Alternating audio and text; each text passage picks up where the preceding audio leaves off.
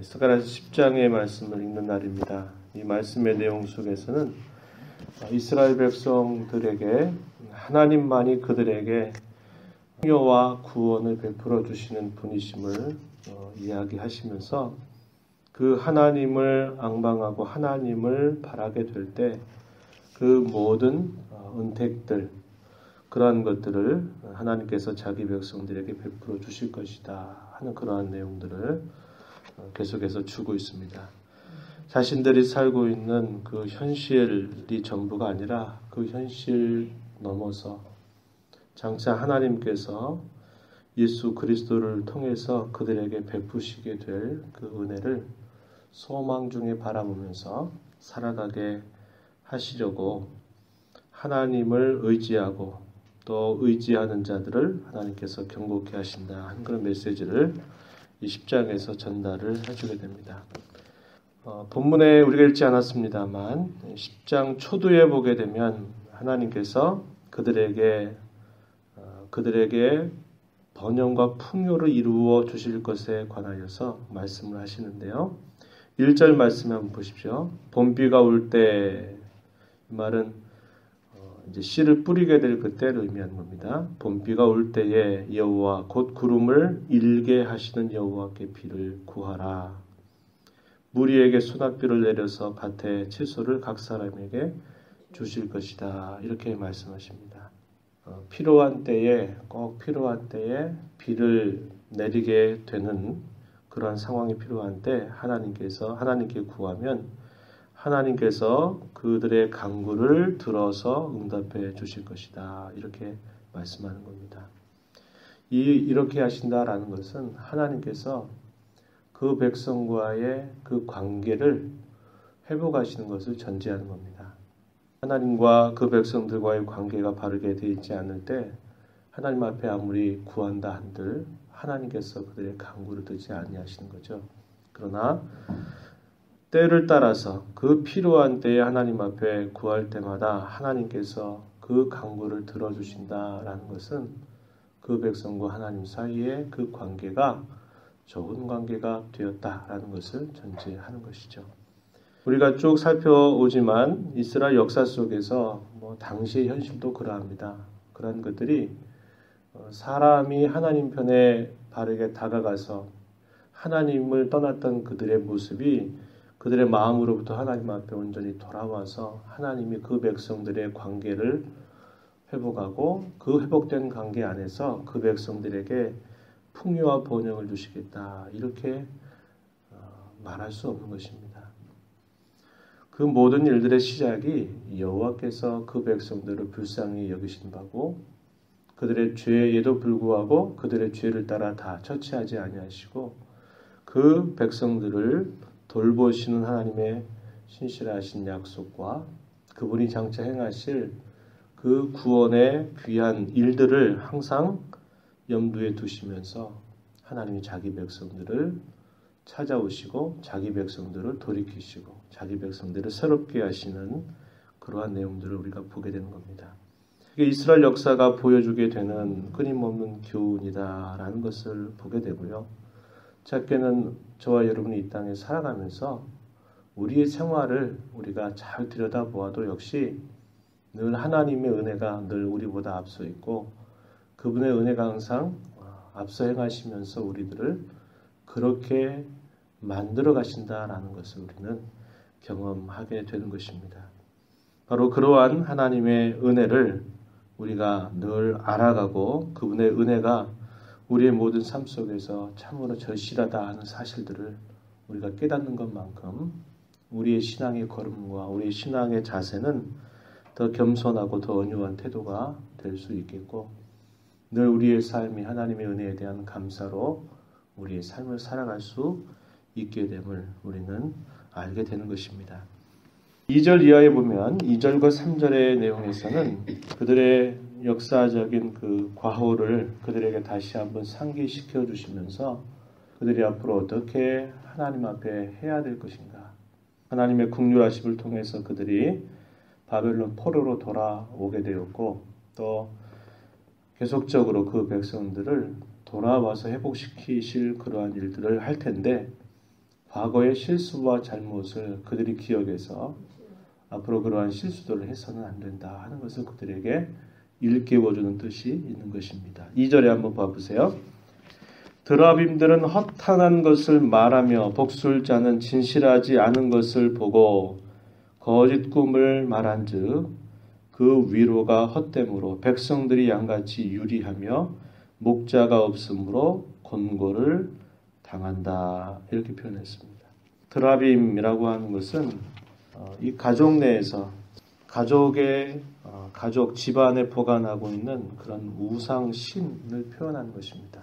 그래서 자신들의 가족의 우상처럼 섬겼던 그런 가족신들, 이걸 말할 때 드라빔들 이렇게 표현하는 말이고요.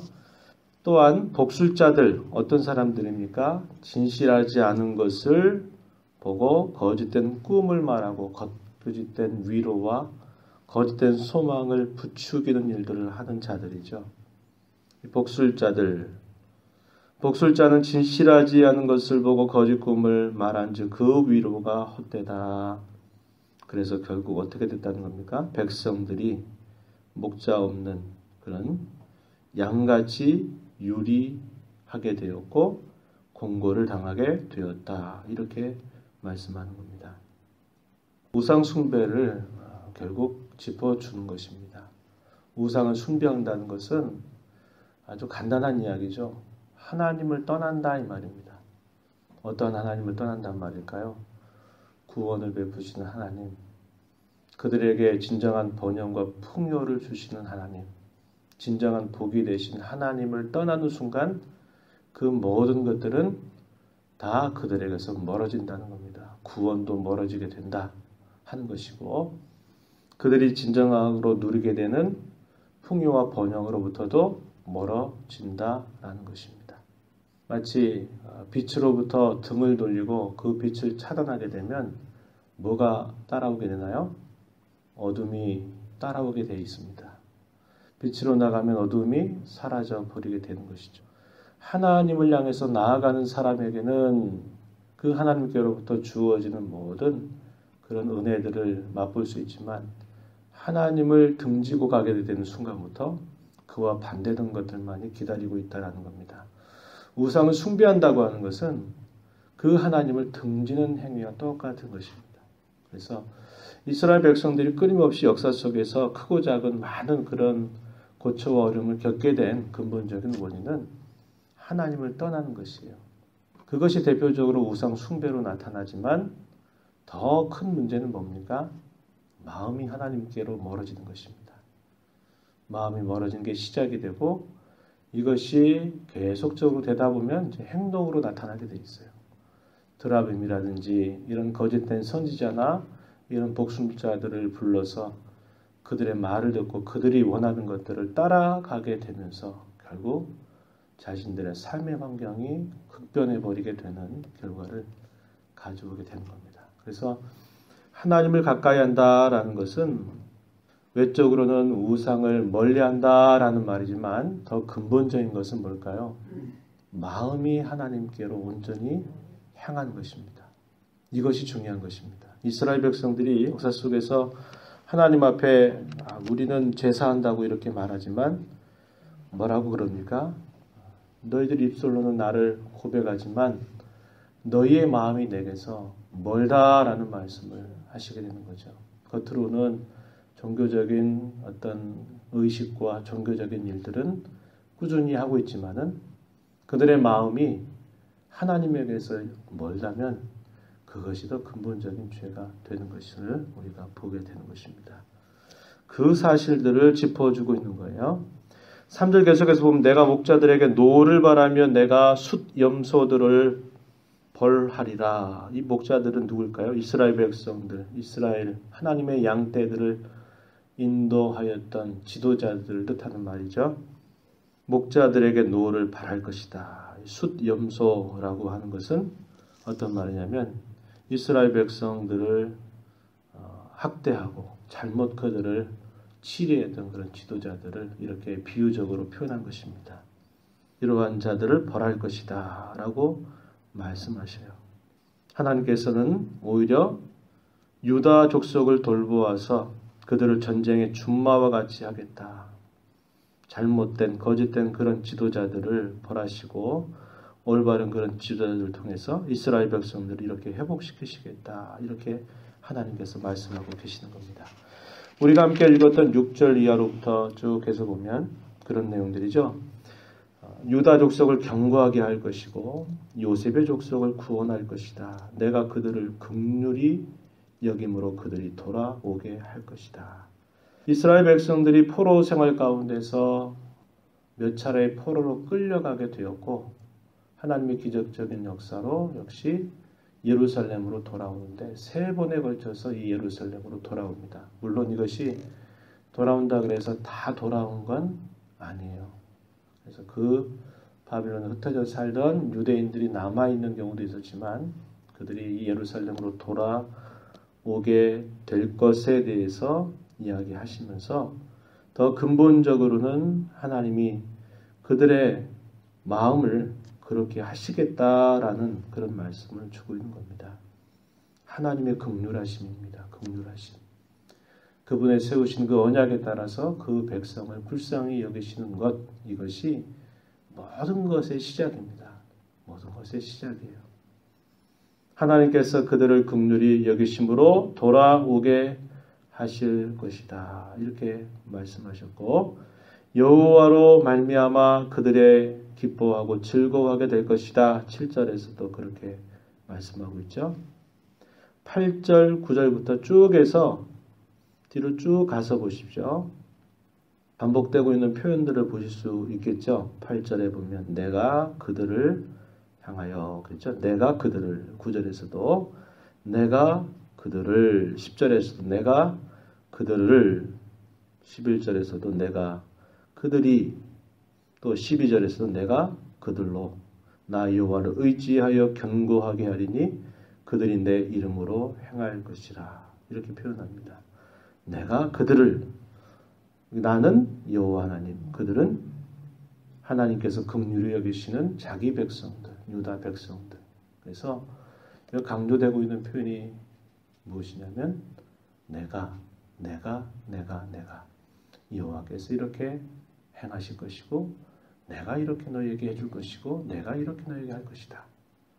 그래서 아까도 이야기했지만은 우리의 모든 삶들을 돌아볼 때마다 우리는 하나님께서 이렇게 늘 우리 가운데 이렇게 행하고 계시다라는 사실을 우리는 보게 되는 겁니다. 그래서 하나님의 그 은혜의 깊이를 알고 그분이 우리를 불쌍히 여기시고 우리를 건져주시고 우리를 새롭게 하시는 그분인 줄 알고 그 은혜에 대한 깨달음과 감사를 늘 우리가 갖고 살아야 되겠고 우리가 할 수 있는 일은 뭡니까? 그분의 긍휼하심을 구하는 겁니다. 하나님 도와주세요. 하나님 불쌍히 여겨주세요. 하나님 인도해 주세요. 그분의 긍휼하심을 구하면서 여호와를 의지하고 그를 견고하게 붙잡는 그런 자세를 가지고 살 것을 우리에게 가르쳐 주고 있습니다. 오늘도 하나님의 은혜를 기억하십시오. 그분이 우리에게 베푸실 은혜를 사모하십시오. 그리고 하나님을 의지하십시오. 하나님을 찾는 그런 복된 삶이 되기를 진심으로 바랍니다. 하나님 아버지 감사합니다. 여호와 하나님께서 자기 백성들을 사랑하시되 끝까지 사랑하시고 한결같이 변함이 없이 그 백성들을 세우신 하나님의 신실한 언약을 따라서 그 백성들을 언제나 돌보시고 건져주시고 번성케 하시고 풍요케 하시는 하나님이신 줄 저희가 다시 한번 배웁니다. 하나님의 은혜가 아니면 저희가 아무것도 행할 수 없고 아무것도 우리 스스로 하나님 앞에 올바로 행할 것이 없음을 저희가 보게 됩니다.